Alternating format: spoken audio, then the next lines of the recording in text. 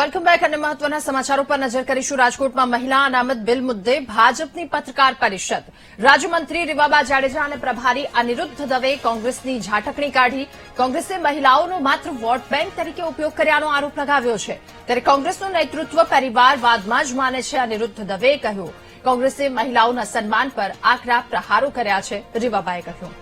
ત્યારે પ્રેસ કોન્ફરન્સમાં અનિરુદ્ધ દવે, પ્રભારી અને સાથે રીવાબા કે જેમણે પ્રતિક્રિયા આપી છે। કોંગ્રેસે મહિલાના સન્માન પર આકરો પ્રહાર કર્યો। સાથે રાજકોટમાં મહિલા અનામત બિલ મુદ્દે ભાજપની આ પત્રકાર પરિષદ।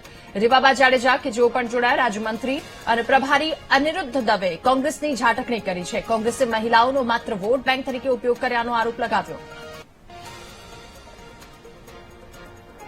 મિત્રો, આપણને બધાને ખબર છે કે 17 એપ્રિલનો દિવસ ભારતના ઇતિહાસમાં નારી શક્તિના સન્માનનો ઐતિહાસિક અને સુવર્ણ દિવસ બની શક્યો, પરંતુ અનફોર્ચ્યુનેટલી કોંગ્રેસ અને એના સાથી પક્ષોના કાવતરાને કારણે આ દિવસ મહિલા અધિકાર પર કાળો ડાઘ બનીને રહી।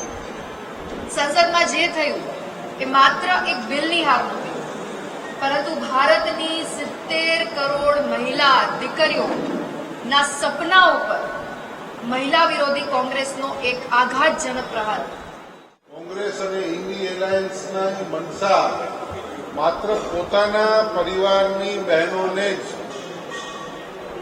ભાગ મળે, સામાન્ય પરિવારની બહેનો, સામાન્ય પરિવારની મહિલાઓ સક્રિય રાજનીતિમાં ભાગ ન લઈ શકે એવી મનસા રાખીને એમણે આ બિલનો વિરોધ કર્યો છે।